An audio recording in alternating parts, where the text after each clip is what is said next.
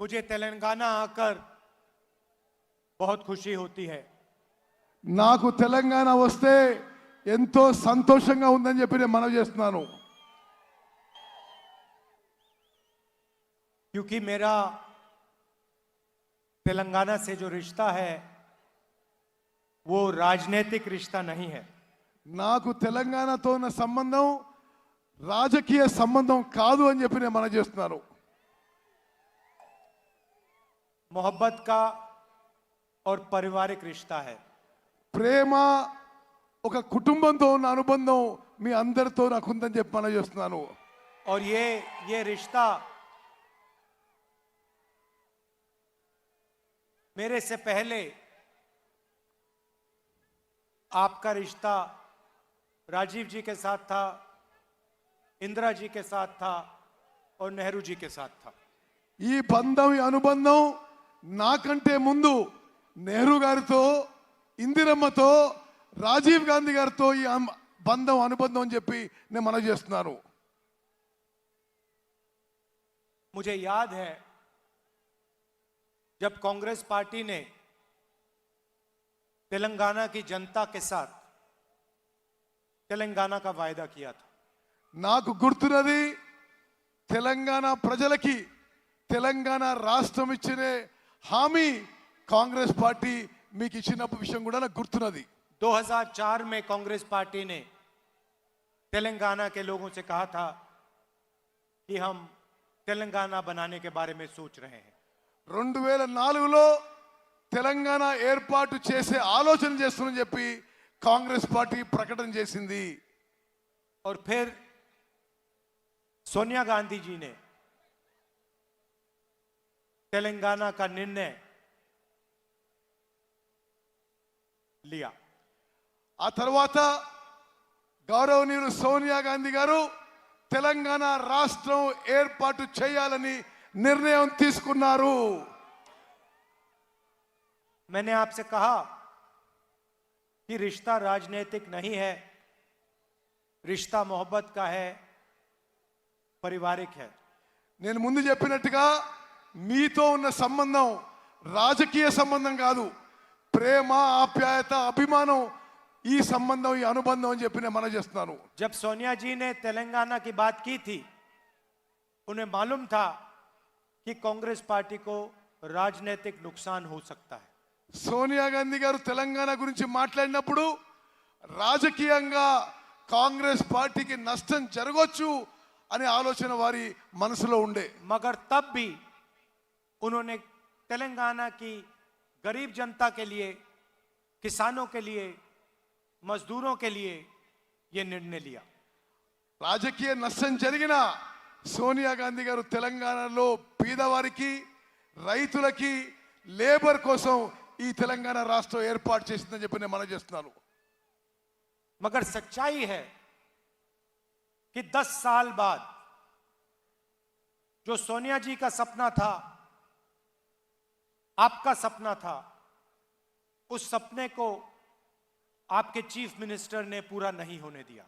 కానీ 10 ఏళ్ల తర్వాత కూడా 10 ఏళ్ల తర్వాత మీ కళ సోనియా గాంధీ గారి కళ ప్రత్యేక తెలంగాణ రాష్ట్రంలో నెరవేర్చకుండా ఈ ముఖ్యమంత్రి చేసిందని చెప్పి మనవి చేస్తున్నాను.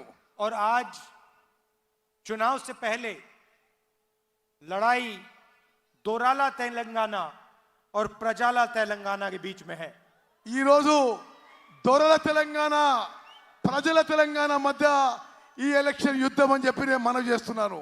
एक तरफ आपके चीफ मिनिस्टर और उनका परिवार, ఒక సైడ్ ఏమో ముఖ్యమంత్రి ఆయన కుటుంబ సభ్యులు, उनका परिवार सरकार के सबसे जरूरी डिपार्टमेंट्स कंट्रोल करता है। ఆయన కుటుంబ సభ్యులు ప్రభుత్వంలో ఉన్న ముఖ్యమైన శాఖలని డిపార్ట్మెంట్ని కంట్రోల్ చేస్తున్నాయి, వారి ఆధీనంలో పెట్టుకున్నాయి. चाहे वो जमीन हो, रेत हो, शराब हो, चीफ मिनिस्टर का परिवार इन चीजों को तेलंगाना में कंट्रोल करता है। ముఖ్యమైన శాఖలు భూముల విషయంలో కానీ వేరే విషయాల్లో కానీ ముఖ్యమంత్రి కుటుంబం వారి ఆధీనంలో ఉంచుకుంటున్నారు. और वो काम चीफ मिनिस्टर जैसे नहीं, राजा जैसे करते हैं। ఒక ముఖ్యమంత్రిలా కాదు, ఈయన ఒక రాజాగా వ్యవహరిస్తుందని చెప్పి నేను మనవి చేస్తున్నాను. कलेश्वरम के बारे में आपको मालूम है, కాళేశ్వరం ప్రాజెక్ట్ గురించి మీకు తెలుసు. प्राइस एस्केलेशन करने के बाद 1 लाख करोड़ रुपए का नया बजट बनाया। ధర పెంచి కాళేశ్వరం ప్రాజెక్ట్ కోసం పెంచి 1,00,000 కోట్లు అవినీతి జరిగిందని చెప్పి నేను మనవి చేస్తున్నాను. आपकी जमीन डुबा दी, మీ భూములు ముంచారు, आपसे जमीन छीन ली। మీ భూములు లాక్కున్నారు. मैं आपसे पूछना चाहता हूं, इस प्रोजेक्ट से आपको क्या फायदा मिला? కాళేశ్వరం ప్రాజెక్ట్ నుంచి మీకేనా లాభం జరిగిందా? क्या यहां के लोगों को पानी मिला? ఇక్కడ మీకు నీళ్ళు వచ్చినాయా? क्या यहां के लोगों को फायदा मिला? ఇక్కడ వచ్చిన జనానికి ఏమన్నా లాభం జరిగిందా? सिर्फ चीफ मिनिस्टर के बड़े बड़े कॉन्ट्रैक्टर मित्रों को फायदा मिला। కేవలం ముఖ్యమంత్రి యొక్క పెద్ద పెద్ద కాంట్రాక్టర్లకే లాభం జరిగిందని చెప్పి నేను మనవి చేస్తున్నాను. धरनी पोर्टल से यहां किसी को फायदा हुआ? ధరణి పోర్టల్ ద్వారా మీ ఎవరికైనా లాభం జరిగిందా? धरनी पोर्टल बनाया और आपकी जमीन आपसे छीन ली। ధరణి పోర్టల్ ద్వారా మీ భూములు ముఖ్యమంత్రి లాక్కున్నాడు. कंप्यूटराइजेशन का बहाना था, लक्ष्य आपकी जमीन छीनने का था। కంప్యూటరైజ్ చేస్తా అని చెప్పి మీ భూములు ఈ ముఖ్యమంత్రి లాక్కున్నాడు. रिकॉर्ड्स को टैंपर करके बदल बदल के तेलंगाना के गरीब लोगों से जमीन छीनी। భూముల రికార్డులని మార్చి తెలంగాణ నిరుపేద జనం భూములు లాక్కున్నాడు ముఖ్యమంత్రి. 2 BHK का स्कीम था। मैं आपसे पूछना चाहता हूं, कितने लोगों को घर मिले? 2 బెడ్రూమ్ల ఇల్లు ఎంతమందికి వచ్చిందో చెప్పండి. किसानों से कर्जा माफी की बात की थी, 1 लाख करोड़ रुपए आपको देने की बात की थी, कितना कर्जा माफ किया? 1,00,000 రూపాయలు రైతు రుణమాఫీ ఎంతమందికి వచ్చింది? 1 लाख 1,00,000 రూపాయల రైతు రుణమాఫీ ఎంతమందికి వచ్చింది? सिर्फ बड़े बड़े लैंडलॉर्ड्स को रायता बंधु का फायदा मिला। పెద్ద పెద్ద రైతులకే ఈ రైతు బంధు యొక్క లాభం చెందింది. आज मैं यहां सिंगरेनी माइंस के वर्कर्स से बात किया हूं। ఈ రోజు సింగరేణి కాలరీస్ కార్మికులతో నేను మాట్లాడాను. मैं आपको साफ बताना चाहता हूं, यहां की जो सिंगरेनी की माइंस हैं उनको हम प्राइवेटाइज नहीं होने देंगे। సింగరేణి మైన్స్ ని, చుట్టుపక్కల మైన్స్ ని మేము ప్రైవేటైజ్ కానీయము. पहले भी अदानी जी को बेचने की कोशिश हुई थी, हमने रुकवाया, हम खड़े हो गए। ముందు కూడా సింగరేణికి చెందిన మైన్స్ ని అదానికి అమ్మే ప్రయత్నం జరిగింది, మేమే దానికి అడ్డుపడ్డామని చెప్పి కూడా మనం और చేస్తున్నాను. यहां के जो वर्कर्स हैं उनकी रक्षा कांग्रेस पार्टी करेगी। సింగరేణి కార్మికులకి అన్ని విధాలుగా రక్షణగా కాంగ్రెస్ పార్టీ నిలబడుతుందని చెప్పి నేను మనం చేస్తున్నాను. मगर यह मामला सिर्फ तेलंगाना का नहीं है, ఈ విషయం కేవలం ఉట్టి తెలంగాణ వరకే కాదు, पूरे देश में अदानी जी की मदद की जा रही है। మొత్తం దేశంలో నరేంద్ర మోదీ గారు అదానికి సహాయం చేస్తున్నాడు. सरकारी कोल कंपनीज और प्राइवेट कोल कंपनीज को अलग अलग दाम में कोयला बेचने का मौका मिलता है। ప్రభుత్వ బొగ్గు కంపెనీలు ప్రైవేట్ బొగ్గు కంపెనీలకి వేరు వేరు ధర ఈ నరేంద్ర మోదీ ప్రభుత్వం పెట్టింది. जहां भी देखो प्राइवेटाइजेशन करा जाता है। దేశంలో ఎక్కడైనా చూడండి నరేంద్ర మోదీ ప్రైవేటైజ్ చేస్తున్నాడు. हम इसके खिलाफ हैं। మేము దీనికి వ్యతిరేకిస్తున్నాము. जो हमारे वर्कर्स हैं, जो हमारे किसान हैं, उनकी रक्षा होनी चाहिए, उनका प्रोटेक्शन होना चाहिए। మేము కార్మికులకి రైతులకి అన్ని విధాలుగా రక్షణ కల్పిస్తామని చెప్పి హామీ ఇస్తున్నాను. मैंने आपसे कहा कि रिश्ता पारिवारिक है, मोहब्बत का रिश्ता है। నేను మీకు చెప్పినట్టుగా మన సంబంధం ఒక కుటుంబ సంబంధం, ప్రేమ అభిమానంతో కూడిన సంబంధం అని చెప్పి నేను మనం చేస్తున్నాను. बिजली का वायदा किया, విద్యుత్ విషయంలో కూడా మేము అక్కడ హామీ ఇచ్చినాము. कर्नाटक में आप किसी से भी पूछ लीजिए, क्या कर्नाटक की महिलाएं बस में मुफ्त में जाती हैं, हाँ या ना? కర్ణాటకలో ఏ మహిళను అడగండి, ఆర్టీసీ బస్సుల్లో ఉచితంగా మహిళలు ప్రయాణం చేస్తారు కర్ణాటకలో. एक आवाज से कर्नाटक आपको जवाब देगा, कर्नाटक की महिलाएं फ्री में बस में घूमती हैं। ఒక్క గొంతులో మీకు చెప్తారు, కర్ణాటకలో మహిళలు ఆర్టీసీ బస్సులో ఉచితంగా ప్రయాణం చేస్తారు. उनके बैंक अकाउंट में हर महीने पैसे आता है, వాళ్ళ బ్యాంక్ అకౌంట్ లో ప్రతి నెల పైసలు వస్తాయి. बिजली का दाम कम हुआ, गैस सिलेंडर का दाम कम हुआ, విద్యుత్ బిల్లులు తగ్గినాయి, గ్యాస్ సిలిండర్ ధర తగ్గింది. किसानों के बैंक अकाउंट में पैसा गया, రైతుల బ్యాంక్ అకౌంట్ లో నేరుగా పైసలు వచ్చినాయి. ये सब हमने कर्नाटक में किया। మేము కర్ణాటకలో ఈ విధంగా మేము ఇచ్చిన మాట నిలబెట్టుకున్నాము. और अब हम यहाँ तेलंगाना में यही काम करने जा रहे हैं। తెలంగాణలో కూడా మేము ఇచ్చిన మాట నిలబెట్టుకుంటామని చెప్పి నేను మనం చేస్తున్నాను. अब सुन लीजिए, महालक्ष्मी स्कीम, మీరు ఇప్పుడు వినండి, మహాలక్ష్మి పథకం. महंगाई की चोट महिलाओं को लगती है, పెరుగుతున్న ధరల ఇబ్బంది మహిళలకు తగులుతున్నది. 1000 रुपए सिलेंडर की चोट महिलाओं को लगती है। 1000 రూపాయల సిలిండర్ ధర చాలా ఎక్కువ అని చెప్పి నేను భావిస్తున్నాము. आप पूरे प्रदेश को आगे बढ़ाते हो, पूरे प्रदेश को आप अपने कंधे पे ले चलते हो। మొత్తం రాష్ట్రాన్ని తమ భుజాల మీద నడిపించేది మహిళలు అని చెప్పి నేను మనం पूरे చేస్తున్నాను. प्रदेश का बोझ आप उठाती हो, ఎక్కువ ధరల యొక్క భారం మీరు మోస్తున్నారు.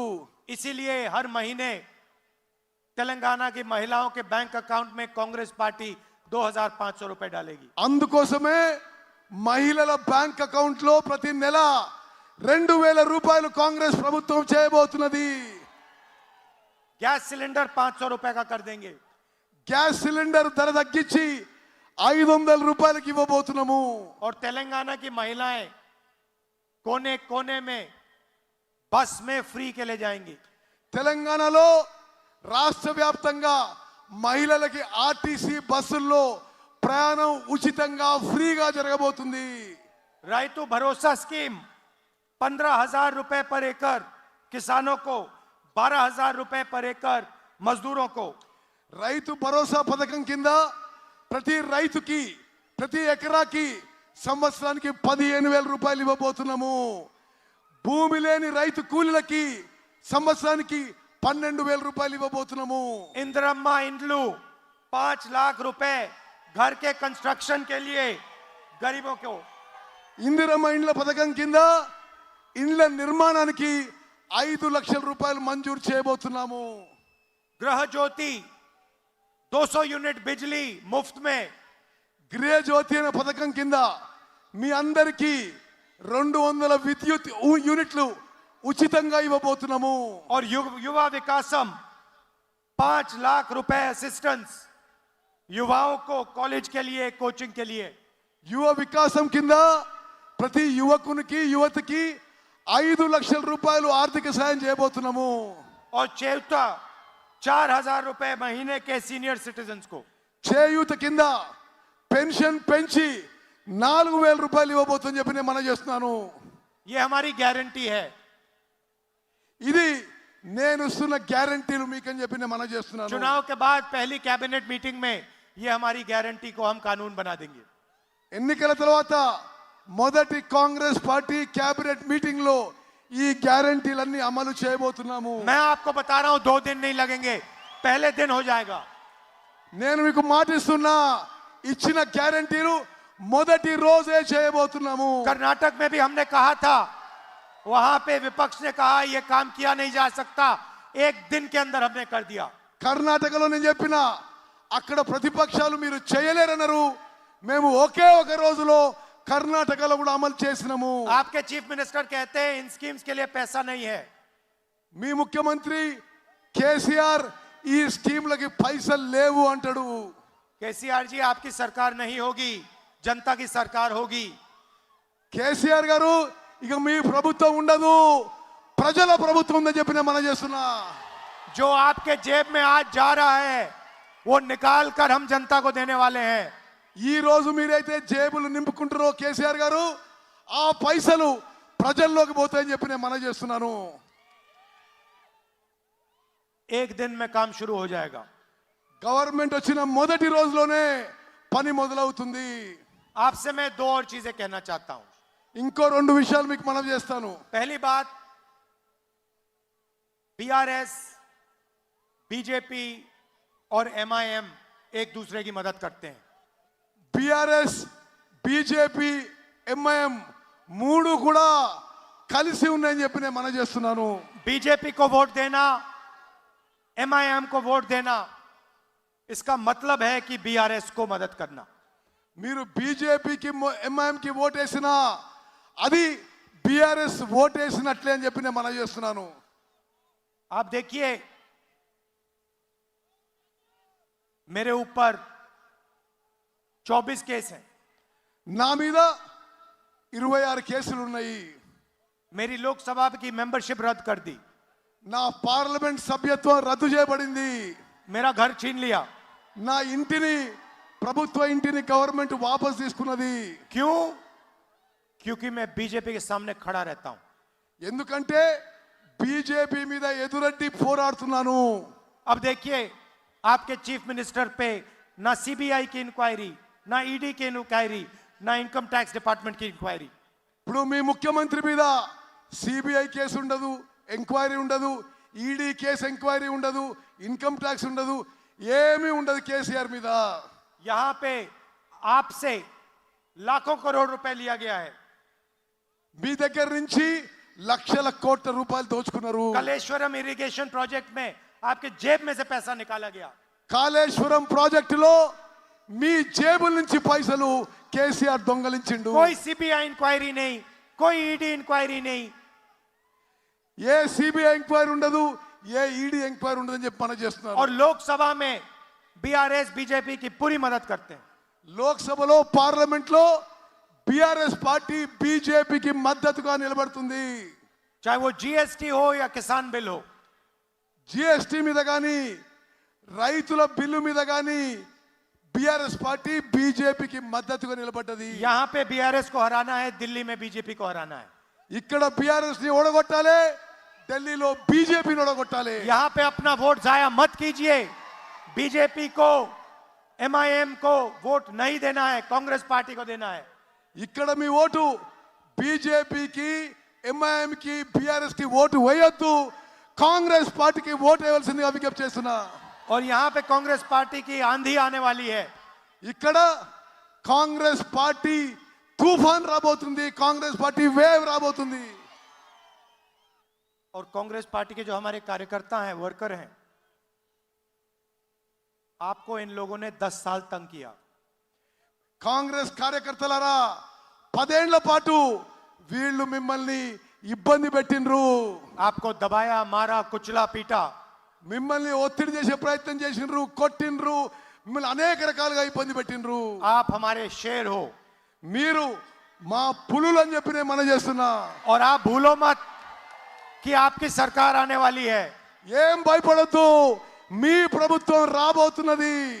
ये तेलंगाना की जनता की सरकार होगी, मगर ये कांग्रेस पार्टी के कार्यकर्ता की भी सरकार होगी. రాబోయేది తెలంగాణ ప్రజల ప్రభుత్వం, కాంగ్రెస్ కార్యకర్తల ప్రభుత్వం అని చెప్పి నేను మనం చేస్తున్నాను. और सरकार में आपको शामिल करके ये सरकार चलाई जाएगी. రాబోయే కాంగ్రెస్ ప్రభుత్వంలో కార్యకర్తల పాత్ర ఉంటుందని చెప్పి నేను మనం చేస్తున్నాను. अब मैं आपसे आखिरी बात कहना चाहता हूं, जो शायद सबसे जरूरी बात. ఆఖరి మాట, చాలా ముఖ్యమైన మాట నేను మనం చేస్తున్నాను. कुछ दिन पहले मैंने पार्लियामेंट में कास्ट सेंसस पे भाषण दिया. నేను కొన్ని రోజుల క్రితం పార్లమెంట్లో కుల గణన గురించి, క్యాస్ట్ సెన్సస్ గురించి మాట్లాడడం జరిగింది. नरेंद्र मोदी जी और आपके चीफ मिनिस्टर ओबीसी की बात करते हैं. నరేంద్ర మోదీ, కేసీఆర్ ఓబీసీ గురించి మాట్లాడతారు. जहां भी जाते हैं ओबीसी की बात करते हैं प्रधानमंत्री. ఎక్కడ పోయినా ప్రధానమంత్రి ఓబీసీల గురించి మాట్లాడతాడు. तो मैंने पार्लियामेंट में एक सवाल पूछा. నేను పార్లమెంట్లో వాళ్ళని ఒక ప్రశ్న అడిగినా. मैंने प्रधानमंत्री से पूछा कि अगर आप ओबीसी की इतनी मदद करते हो तो कास्ट सेंसस का जो डेटा है उसको आप पब्लिक क्यों नहीं बनाते? మీరు నేను నరేంద్ర మోదీని పార్లమెంట్ లో అడిగినా మీరు ఓబీసీ మాట మాట్లాడతారు, క్యాస్ట్ సెన్సస్ డేటా మీరు పబ్లిక్ ఎందుకు చేయరు అని మాట్లాడినా. जो हमने जाति जनगणना किया था जब हमारी सरकार थी दिल्ली में, उसके आंकड़े आप पब्लिक को क्यों नहीं बताते? మా ప్రభుత్వం ఉన్నప్పుడు కులగణన లెక్కలైతే ఉన్నదో, క్యాస్ట్ సెన్సస్ లెక్కలైతుందో అది పబ్లిక్ చేయాలి అని చెప్పి నేను నరేంద్ర మోదీకి చెప్పాను. मैं आपको एक छोटा सा उदाहरण देता हूं. ఒకటే మీకు ఉదాహరణ ఇస్తా నేను. हिंदुस्तान की सरकार को 90 अफसर चलाते हैं. భారత ప్రభుత్వాన్ని 90 మంది అధికారులు నడిపిస్తారు. हर मिनिस्ट्री में सेक्रेटरी होता है, दिल्ली में वो सरकार चलाता है. ప్రతి మంత్రిత్వ శాఖలో ఒక కార్యదర్శి ఉంటాడు, ఆయన్నే ప్రభుత్వాన్ని నడిపిస్తాడు. आप मत सोचिए कि हिंदुस्तान की सरकार को मेंबर ऑफ पार्लियामेंट चलाते हैं. భారత ప్రభుత్వాన్ని పార్లమెంట్ సభ్యులు నడిపియరు. हिंदुस्तान की सरकार को ये 90 अफसर चलाते हैं. భారత ప్రభుత్వాన్ని ఈ 90 మంది అధికారులు నడిపిస్తారు. बजट में जो भी पैसा अलग अलग मिनिस्ट्रियों में जाता है, स्कीम्स में जाता है, वो निर्णय ये 90 लोग लेते हैं. బడ్జెట్ లో స్కీమ్స్ లో భారత ప్రభుత్వం యొక్క పైసలు కేటాయించడం ఈ 90 మంది అధికారులు చేస్తారు. मनरेगा में कितना पैसा जाएगा, आदिवासियों को कितना पैसा मिलेगा, मजदूरों को कितना पैसा मिलेगा, कौन सी कंपनियां प्राइवेटाइज होंगी, ये सारे के सारे निर्णय ये 90 अफसर लेते हैं. మన్రేగా కింద ఎన్ని పైసలు పోవాలి, కార్మికులకు ఎన్ని పైసలు పోవాలి, రైతులకు ఎన్ని పైసలు పోవాలి, ఏ స్కీమ్కి ఎన్ని పైసలు పోవాలి, ఏ కంపెనీని అమ్మేయాలి, ఈ అధికారులే నిర్ణయం తీసుకుంటారు. तो मैंने पार्लियामेंट में नरेंद्र मोदी से यह सवाल पूछा, मोदी जी ये 90 लोग हिंदुस्तान को चलाते हैं, आप ओबीसी की बात करते हो, इन 90 लोगों में से ओबीसी कितने हैं? నేను పార్లమెంట్ లో నరేంద్ర మోదీ గారిని అడిగినా, భారతదేశాన్ని నడిపే 90 మంది కార్యదర్శుల్లో ఓబీసీలు ఎంతమంది అని చెప్పండి అని అడిగినా. आप कहते हो कि ओबीसी को आप शक्ति देते हो, तो आप मुझे बता दो इन 90 में से ओबीसी कितने हैं, और जो बजट है उसमें कितने प्रतिशत पैसे का निर्णय ओबीसी अफसर लेते हैं? నేను మోదీ గారిని అడిగినా, మొత్తం భారతదేశం బడ్జెట్ ఈ 90 మంది అధికారుల్లో ఓబీసీలు ఎంతమంది, వాళ్ళ నిర్ణయ అధికారులు ఎంత అని చెప్పి అడగడం జరిగింది. प्रधानमंत्री ने 1.5 घंटे बात की, मेरे सवाल का जवाब नहीं दिया. ప్రధానమంత్రి పార్లమెంట్ లో గంట సేపు మాట్లాడిండు, కానీ నా ప్రశ్నకి జవాబు ఇవ్వలేదు. भाइयों और बहनों, हिंदुस्तान का बजट 44 लाख करोड़ का है. అక్క చెల్లెలు అన్నదమ్ములు, భారత ప్రభుత్వం యొక్క బడ్జెట్ 44 లక్షల కోట్ల రూపాయలు. उस बजट को, उसमें पैसा कहां जाता है, कैसे जाता है, वो निर्णय ये 90 लोग लेते हैं. ఈ 44 లక్షల కోట్ల రూపాయలు ఎక్కడికి పోవాలి, ఎట్లా చేయాలని ఈ 90 మంది అధికారులు డిసైడ్ చేస్తారు. भाइयों और बहनों, 90 में से सिर्फ 3 अफसर ओबीसी वर्ग के हैं. ఈ 90 మందిలో, భారతదేశం నడిపించే ఈ 90 మందిలో ముగ్గురు ఓబీసీలు ఉన్న విషయం నేను మీకు और మనవి वो भी చేస్తున్నాను. छोटे छोटे डिपार्टमेंट्स में, అది కూడా చిన్న చిన్న డిపార్ట్మెంట్స్ లో कोने में बैठे हुए हैं वो. వాళ్ళకి ఎక్కడ కూడా ముఖ్యమైన పదవులు లేవు. भाइयों और बहनों, बजट में से सिर्फ 5% निर्णय ये 3 अफसर लेते हैं. అక్కలు చెల్లెలు అన్నలు తమ్ముళ్ళు, భారత ప్రభుత్వం యొక్క బడ్జెట్ లో కేవలం 5% ఈ ఓబీసీ అధికారులు ముగ్గురు వాళ్ళు నిర్ణయం చేస్తారు. కేవలం 5%. क्या हिंदुस्तान में ओबीसी की आबादी सिर्फ 5% है? భారతదేశంలో ఓబీసీ జనసంఖ్య 5% ఉన్నదా? आपके जो चीफ मिनिस्टर हैं, कास्ट सेंसस करवाने से क्यों डरते हैं? మీ ముఖ్యమంత్రి కుల గణన చేయడానికి క్యాస్ట్ సెన్సస్ చేయడానికి ఎందుకు భయపడుతున్నాడు? मैं आपको बताता हूं क्यों घबराते हैं। నేను మీకు చెప్తున్నా, क्योंकि वो जानते हैं कि जिस दिन कास्ट सेंसस निकल आया उस दिन दूध का दूध पानी का पानी हो जाएगा। ఎప్పుడైతే క్యాస్ట్ సెన్సస్ అవుతుందో స్పష్టంగా ఏ కులానికి ఎంత సంఖ్య వస్తుందో తేలిపోతుందని చెప్పి కేసీఆర్ క్యాస్ట్ సెన్సస్ చేయడం లేదు। तेलंगाना के लोगों को बात समझ आ जाएगी कि तेलंगाना के बजट को कौन कंट्रोल करता है, पैसा कौन इस्तेमाल करता है, पैसा कहां जाता है और कहां आता है। తెలంగాణ ప్రజలకి స్పష్టంగా అర్థమవుతుంది తెలంగాణ ప్రజల డబ్బు ఎవరు ఉపయోగిస్తున్నారు, ఎటు పోతుంది, ఏడ ఖర్చు పెడుతుందని చెప్పి క్యాష్ సెన్సస్ అయితే జరుగుతుందని చెప్పి నేను మనకి। इसीलिए आपके चीफ मिनिस्टर यहां और नरेंद्र मोदी वहां कास्ट सेंसस नहीं करवाना चाहते। అందుకోసమే ఇక్కడ మీ ముఖ్యమంత్రి అక్కడ నరేంద్ర మోదీ క్యాష్ సెన్సస్ చేయడం లేదు। और मैं आपको बता रहा हूं, जैसे ही हमारी यहां सरकार आएगी तेलंगाना में कास्ट सेंसस का यहां काम शुरू हो जाएगा। తెలంగాణలో కాంగ్రెస్ ప్రభుత్వం రాగానే క్యాస్ట్ సెన్సస్ పని మొదలు పెడతాము। और जो तेलंगाना का सच्चा सपना है उस पर काम शुरू हो जाएगा। తెలంగాణ నిజమైన ప్రగతి మేము మొదలు పెడతాము। और यही काम हम हिंदुस्तान में भी करेंगे। ఢిల్లీలో ప్రభుత్వం రాగానే ఇదే పని అక్కడ కూడా మొదలు పెడతాము। चुनाव का समय है, मैं अब यहां काफी घूमा हूं, मैं आपको बता सकता हूं कि कांग्रेस पार्टी की लहर आ रही है। నేను ఇక్కడ తెలంగాణలో చాలా తిరిగి ఉన్నా, స్పష్టంగా చెప్తున్నా తెలంగాణలో కాంగ్రెస్ తుఫాను, కాంగ్రెస్ వేవ్ రాబోతున్నది। जैसे सुनामी आती है वैसे कांग्रेस पार्टी की सुनामी आने वाली है। తెలంగాణలో సునామీ వచ్చినట్టుగా కాంగ్రెస్ సునామీ రాబోతుంది మనం చూస్తున్నా। और ये कांग्रेस पार्टी की ये जो तूफान है ये कांग्रेस पार्टी का कार्यकर्ता ला रहा है। ఈ కాంగ్రెస్ తుఫాను కాంగ్రెస్ కార్యకర్త తీసుకొచ్చిన మనం చేస్తున్నా। 10 साल आपने हमारा झंडा उठाया, 10 ఏళ్ళు మీరు మా జెండా మోసినరు, 10 साल आपने लाठी खाई, 10 ఏళ్ళు మీరు లాఠీ దెబ్బలు తిన్నారు। अब आपका समय आने वाला है। మీ సమయం వచ్చేసింది। आपको एक कदम पीछे नहीं हटना है। ఒక్క అడుగు కూడా ముందుకేయొద్దు, जो వెనకకేయొద్దు। कांग्रेस पार्टी के और तेलंगाना की सच्चाई है, आप तेलंगाना की जनता को, युवाओं को, माताओं को, बहनों को बताओ। ఈ విషయం, ఈ నిజం తెలంగాణలో కాంగ్రెస్ తల్లులకి యువకులకి మీరందరూ చెప్పాలి। आप बताओ कि तेलंगाना को आपके चीफ मिनिस्टर ने लूटा है।